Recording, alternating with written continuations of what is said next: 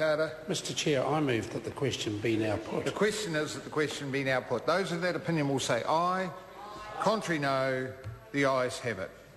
So the question is that part one stand part. Those of that opinion will say aye. Contrary, no. The ayes have it. The question now is that part two stand part. This is debate on clauses 7 to 11. The Honourable Marianne Hobbs. No. Sorry. Marianne Street, I'm sorry. Oh, I do apologise. That's a blast. Do I get an extra 5 minutes, Mr Chair? No. Never mind. Probably get a second call if the member thinks. Thank you very much. I'll hold you to that, Mr Speaker. I was very fond of Marianne Hobbs, and I don't take it as an insult at all. Marianne Street doesn't shave. Order. Yeah. Bring that man to order. Mr Chairman, speaking to part two, this is the guts of the matter. This is the heart of it. In part one, in my speech a few minutes ago on part one, I talked about Crown forestry assets and how they were arrived at, and this in part two is in clause 7, the bit where it says that the northern part of Whanganui Forest ceases to be Crown Forest land. So it ceases to be Crown Forest land. The land goes back to Iwi. In the course of that, what also goes back to Iwi is the accumulated rentals on that land. And so there is a financial component in this part of the settlement as well. Not only do the lands get restored to Iwi, but the fact that those lands have been used by forestry companies to grow trees and decade upon decade have those trees felled and sold for profit, none of which has ever gone back into Iwi hands, means that this now is a moment where some economic benefit of the use of that land can be restored to Iwi. They've been waiting a very long time for it. But let's be clear that this is a moment where both land gets restored and the accumulated rental for the use of that land by forestry companies, because the forestry companies paid a rental to the Crown for the use of the land to grow the trees from which they made a profit, now gets returned to Iwi as well. And that is a wonderful thing. A few years ago, the Crown Forestry Rental Trust had a total putia of somewhere in the order of $380 million of accumulated rentals. And the interest on those rentals, which were held in trust for Iwi, was used for Iwi to advance their claims. And so the interest on that was dispersed to Iwi as they were able to bring forward their claim and have it heard by the Waitangi Tribunal or in negotiation, direct negotiation with the Crown. And that process has been speeding up a lot in the last few years. And so what we have now is the disbursement of those accumulated rentals to Iwi as part of the settlement, together with this clause 7 in part 2, which says that the northern part of the Whanganui Forest ceases to be Crown Forest land, and any Crown Forestry assets associated with that land cease to be Crown Forestry assets. In other words, there is land and there is money that goes across to the Whanganui Iwi. And this is a process of settlement. This is about redressing wrongs. And I know that Mr Hinari got a bit tired of my last speech a few minutes ago to this effect, but he has that dismissive attitude towards anything that is said on this side of the House. And so I have learned in my few years here not to take any notice of him.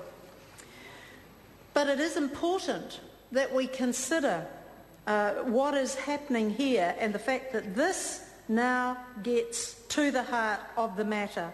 Part 2 is the stuff that the settlement is made of.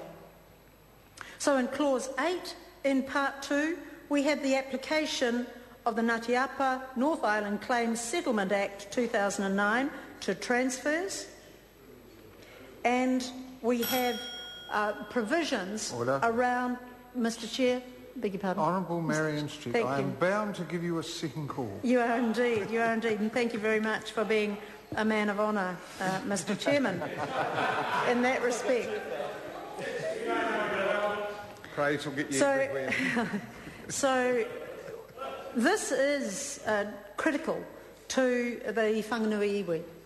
This is what they've been waiting for, this is what they negotiated, this is what they have been working towards for a very long time.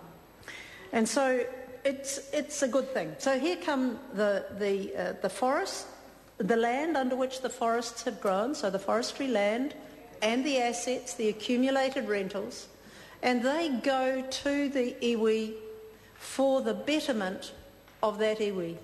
I know there are people who the National Party rely on for support who are sometimes a bit disconcerted by what this means and whether or not there are going to be a whole lot of wealthy Māori around who are going to exercise undue influence and commercial power because of Treaty of Waitangi settlements. Can I just say that in every iwi that I've ever dealt with in my time as a trustee of the Crown Forestry Rentals Trust before I came into Parliament, in my time I have never known any iwi who has done anything other than apply settlements and the things that they acquire from settlements, whether it's land or financial redress or whatever, apply that to anything other than the well-being of their iwi. And so I think there is some confidence that we can have that this settlement will materially benefit people of the Whanganui Iwi. We've had my colleagues talk about the possibilities for the Kaitoke prison and what might happen with greater engagement of Māori in that facility and in the whole custodial and judicial process, really. And I look forward to a greater sense of partnership as we move forward out of the historic grievance period, and we get these grievances, these historic grievances settled, we get assets returned or appropriately dispersed, because they're not always returned to iwi.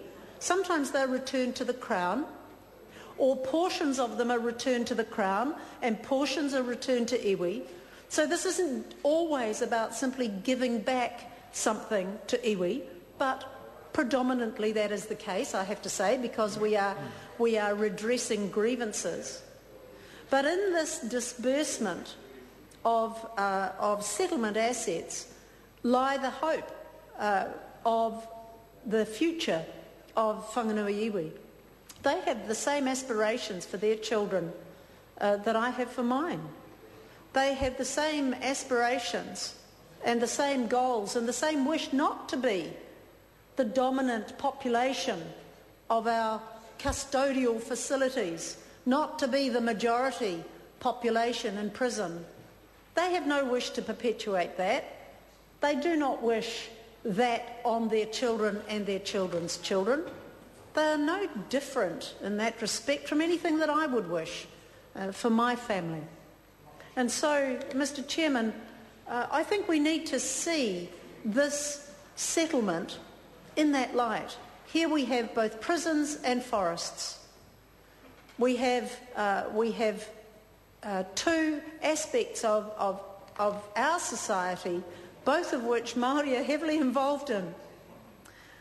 One for good and one not so much. But two aspects of our society that Māori have been traditionally heavily involved in in contributing to forestry industry, but never seeing the benefit of land ownership accruing to them, and trying to keep their young people out of prison.